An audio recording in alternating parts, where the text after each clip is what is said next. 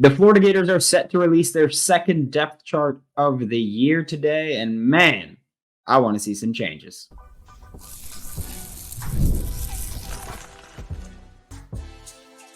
You are Locked On Gators, your daily podcast on the Florida Gators, part of the Locked On Podcast Network, your team every day. Hello, and welcome back to another episode of Locked On Gators, part of the Locked On Podcast Network, your team every day. Thanks for making Locked On Gators your first listen of the day every day. We are available daily and free wherever you listen to the podcast and on YouTube. Happy Wednesday. I'm Brandon Olsen. Find me on Twitter at WNS_Brandon. Now through September 22nd, all FanDuel customers can bet $5 and get a 3-week free trial of NFL Sunday Ticket from YouTube and YouTube TV. Visit FanDuel.com to get started. And the depth chart is set to come out today. Let's rip the Band-Aid off. Quarterback DJ Lagway over Graham Mertz. That's not an opinion. That's what I'm expecting to see. Actually, we might see Graham Mertz listed as the starter with DJ Lagway listed as the backup and the questionable tag with Graham Mertz because Graham Mertz is currently in concussion protocol. So his experience or his status for the game is up in the air. DJ Lagway might be experiencing his first starting game at the college football level against Samford, FCS Southeast for those that are enlightened. But I think that one's easy. Yeah, DJ Lagway should be starting, assuming Graham Mertz is not able to play. I'm not the kind of person that right now is going to say just play DJ Lagway anyway. Maybe we'll see that. I think you open Pandora's box by starting him. We'll talk about all that tomorrow, though. We'll talk about that. We'll talk about what the offense can look like under DJ Lagway this weekend against Samford and moving forward. We will talk about all that tomorrow. But DJ Lagway should be at the top of the quarterback depth chart for tomorrow for today when the depth chart comes out. That's the expectation. Graham Mertz still in concussion protocol. I want to see more changes, though. That one is a change I think we're going to see. These are changes that I want to see. Right tackle, Hayden Jones. I want to see Hayden Jones start this game. Cam Waits, I've said this before, Cam Waits I don't think should ever touch a football field again. Not for the Florida Gators. That's unforgivable, the no effort on the interception return by Mish Powell. Nope. Unacceptable. Never want to see you touch a football field in a Florida Gators uniform again. You don't belong out there. Not, like even removed from how horrible he played. That effort on that interception, you should never touch a football field in a Florida Gators uniform again. You don't deserve to wear that logo. You don't deserve to wear those colors. Brandon Crenshaw-Dickson at right tackle played poorly against Miami. I do think that he probably will play considerably against Samford. Maybe he's the one that gets the start against Samford. But I'm saying Hayden Jones for the main reason of I don't want it to be Cam Waits. You're playing against Samford. Give the young guy a shot. Let's see what he can do for you in game situations. See what he's going to look like against Samford and evaluate that. And then when you have in 2 weeks from now, when you have Texas A&M come to town, you have an answer of who's going to be your starting right tackle. That's a change I'd like to see at right tackle. That's just where I stand on it. I think that Hayden Jones should get the start. I think it just shouldn't be Cam Waits. I think that it's more likely to see Brandon Crenshaw-Dickson up there, but I'd like to see Hayden Jones there, or at least play considerably. I'd like to see Hayden Jones there. Right guard. That same play where Cam Waits gave zero effort, maybe less than zero effort on the interception. Damian George also gave zero effort. And Damian George is the one that got called out by Alex Anzalone, too. Damian George should never touch the football field for the Florida Gators again. You don't deserve to wear the logo. You don't deserve to have that on your helmet. On anything. No. I want to see Rod Kearney get the start at right guard. Or Rod Kearney start at left guard with Najee Harris at right guard. Whichever way you're going to break it up doesn't matter to me. That's what I'd like to see on the right side of the offensive line, Rod Kearney or Najee Harris, depending on, again, who you'd prefer to play in that specific spot or whatever the rotation looks like. Rod Kearney played a few snaps at right guard at the very end of the game. Bryce Lovett played at left guard. Maybe Bryce Lovett gets a start somewhere. But this just Damian George shouldn't be out there. In my opinion, again, that's just in my stance as a coach, I think it's disrespectful to the players that go out there and give it their all. And I think it's disrespectful to the players that go out there and try their hardest, even if they're not as good. I think it's disrespectful to put Cam Waits and Damian George back on the field. That's how I look at it. I look at it as you can show zero effort and still get playing time here. And for me, unacceptable. That's just my take on it. I have one change I am saying I want to see defensively. We know we'll probably see a change at corner because Devin Moore, I think it's a sprained AC joint. But Cameron James at the F. I want to see Cameron James start.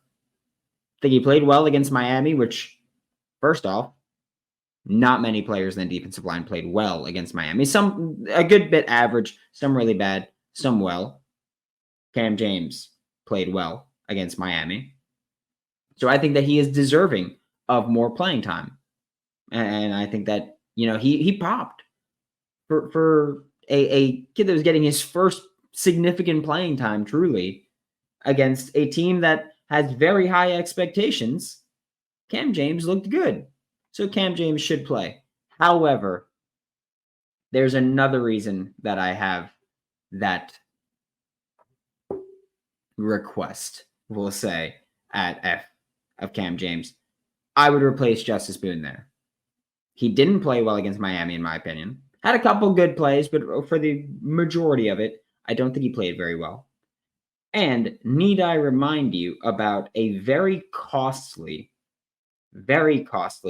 roughing the passer penalty in the first quarter that led to Cam Ward's first touchdown of the game? Because that's what we saw. That's what was there. A very costly roughing the passer penalty that Cam Ward and Miami then scored on immediately after. It was on a third down, too. So Miami was about to have to kick a field goal. And Justice Boone got a roughing the passer there. Pair that with not playing well. Pair that with you're playing against Samford, so I want to see the young players play. Yeah, I want to see Cameron James get a start at F. I don't know why I said right, but at F. I think he deserves it. Again, played a hell of a game against Miami, especially for a guy playing. I think he played well against Miami without context.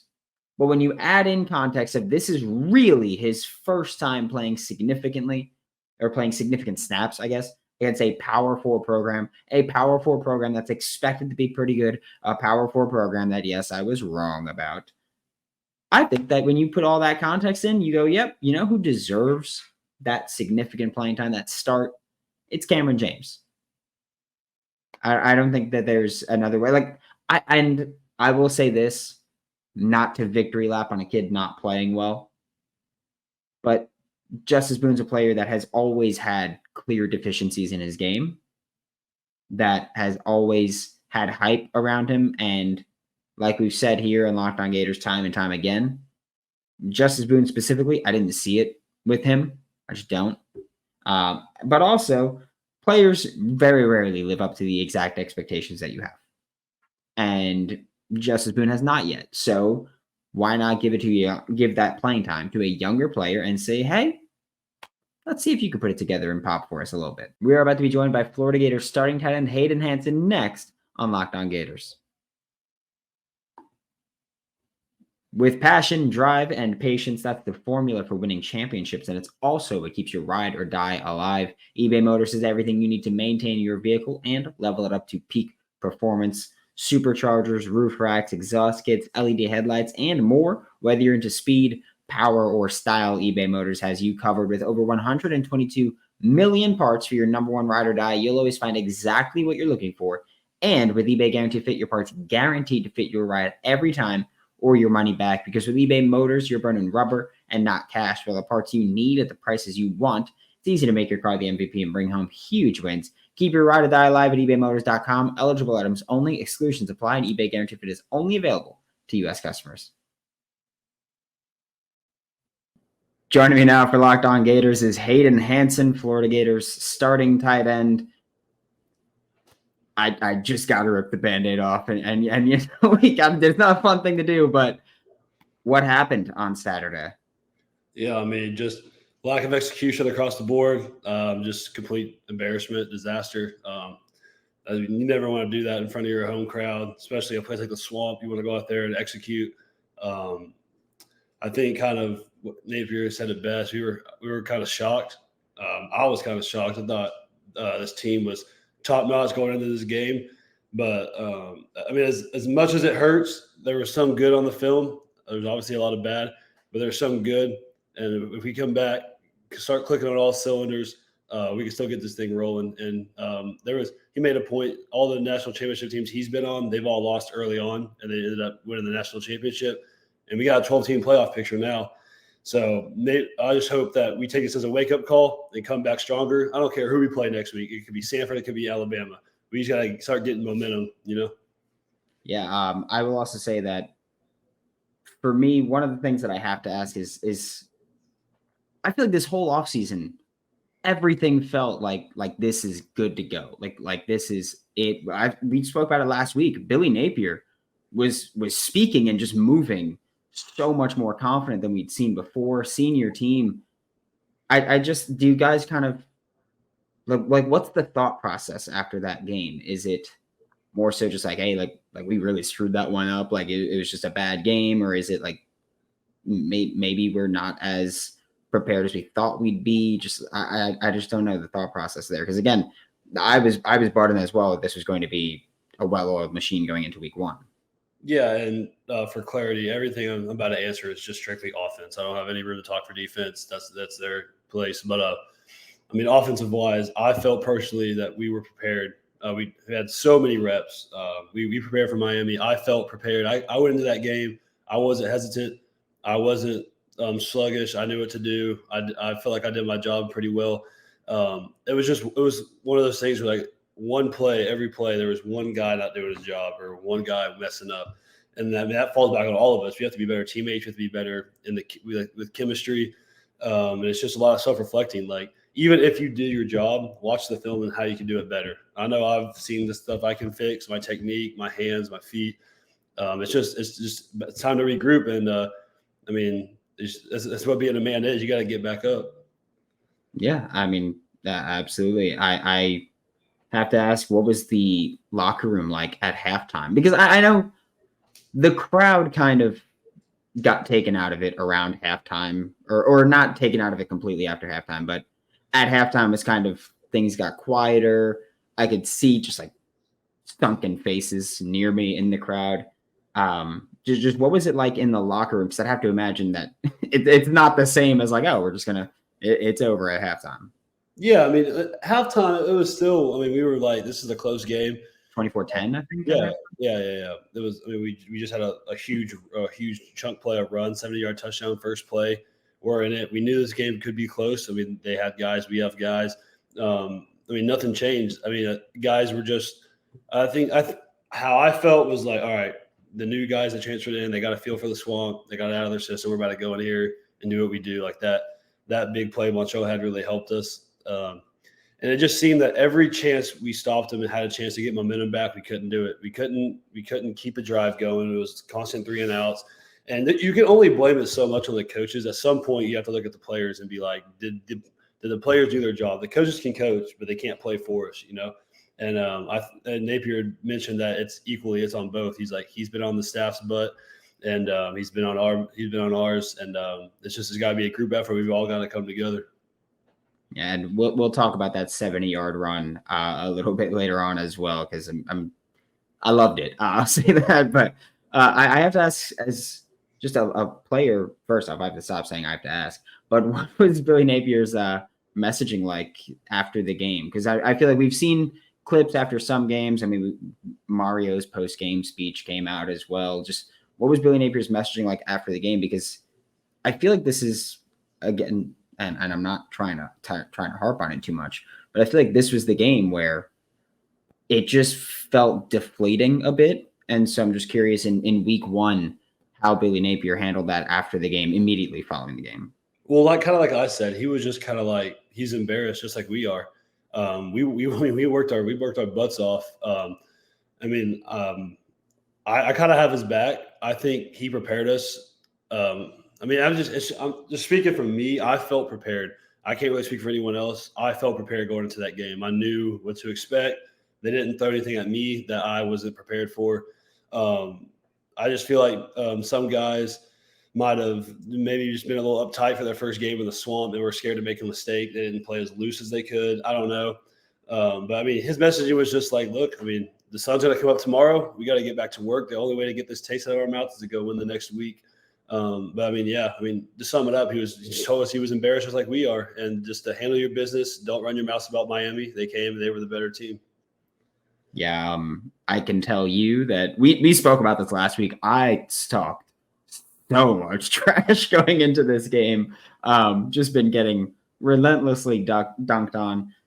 Billy Napier was asked the question about how do you handle that feedback. I'm not going to ask you about anything that Billy said, obviously, but for you as a player, social media has not been kind to Gator Nation over these past 4 days at this point. Has it been something where you're trying to stay out? Because I feel like it's unavoidable. Like, the algorithm, if you do anything Florida or Miami based, you're going to see that. And with that game, you're going to see it even if it's just college football based. So is that for you something that you've been kind of like, I'm just going to avoid it completely? I mean, I'm not one of those guys. Like, I can look at whatever I want and it's not really going to affect me.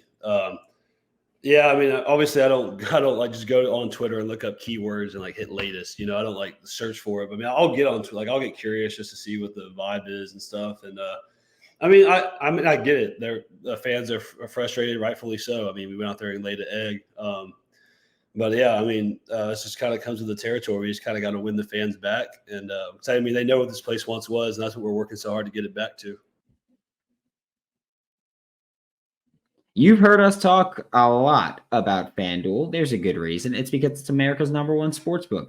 I may have lost my bet for Florida beating Miami, but I did win my bet for Boston College plus 17.5 on Monday night.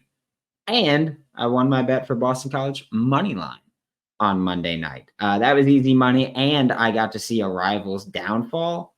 Oh, chef's kiss that. Beautiful. I don't know what I was happier about, the money or the downfall. You have a little something different for you today. Now through September 22nd, all FanDuel customers can bet $5 and get a 3-week free trial of NFL Sunday Ticket from YouTube and YouTube TV. Then with a YouTube TV base plan, you'll be able to watch every regular season Sunday afternoon out of market game. All you need is a Google account and a current form of payment, and you can cancel any time. Just visit FanDuel.com, America's #1 sportsbook. And what was it like, or what has the vibe been like so far at practice? You've only had 2 practices from that point, or is it just 1 so far? We had 2, yeah. Okay, so what's the vibe just been like at practice after that? Is it kind of just head down, move forward, or what's going on there? Yeah, it's just get up off the stool and keep fighting. It's just you remember how you felt Saturday. I'll be damned if you feel like that again, So just keep remembering that. And of course, unfortunately, Graham Mertz got hurt, got concussed on a play.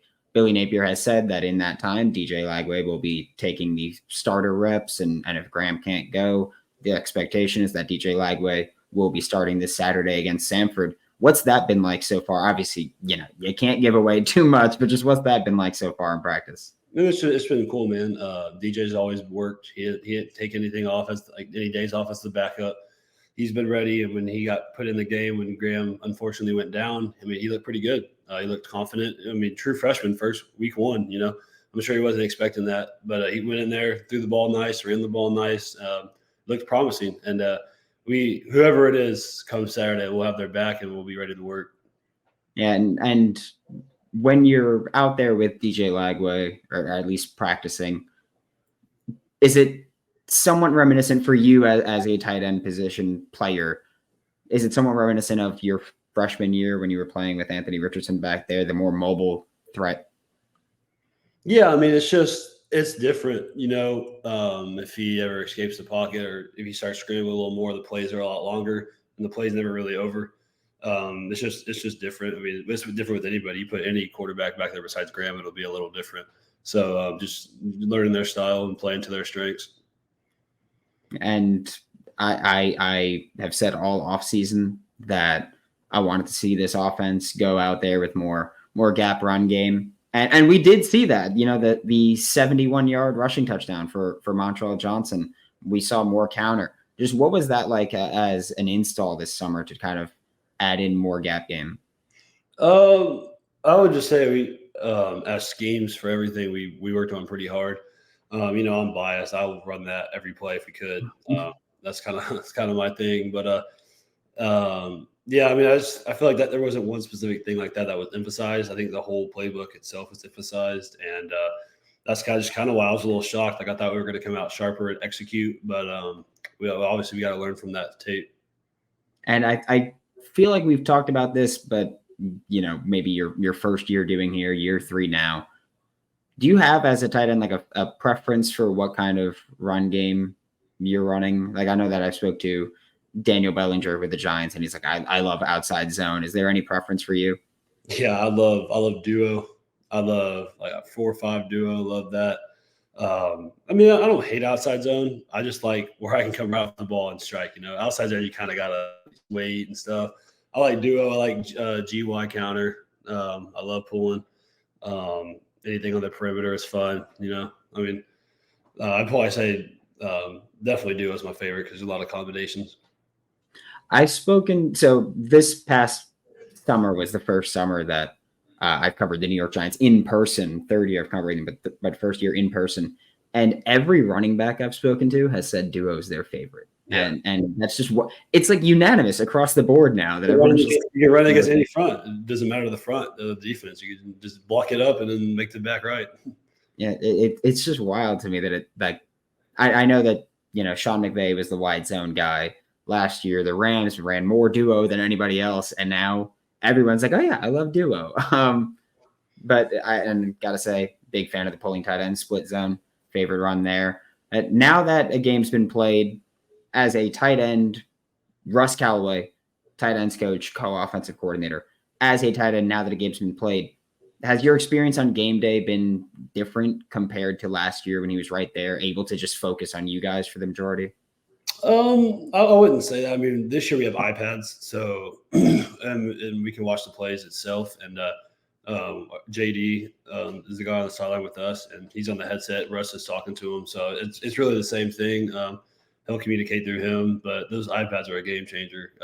So I mean, we prepare all week, so we know what we're looking at. Now that we can actually see it, we really don't need like a specific coach there, Yeah, how different is that now? Because we haven't talked about that, but the technological advancements from just the time that you got on campus, or even just last year from the time that you got a starting job through now, have changed greatly. I mean, we've seen the in-helmet communication. Just what's that been like adding all of this new technology to prep and the actual game? Yeah, I mean, it's made it easier, and there's no more finger pointing on the sideline. Like, I think he did that, and maybe he did that. It's right there, then and there, guys. Like, if you mess up, you're going to get exposed, and you got to go back out there and fix it. So I think it also brings another level of what's the word I'm looking for? Just job security. Like, you got to do your job where you're going to know immediately. The whole offense will know immediately if you messed up. So yeah, you just get instant accountability heading towards you there. Yeah, that's what I was looking for.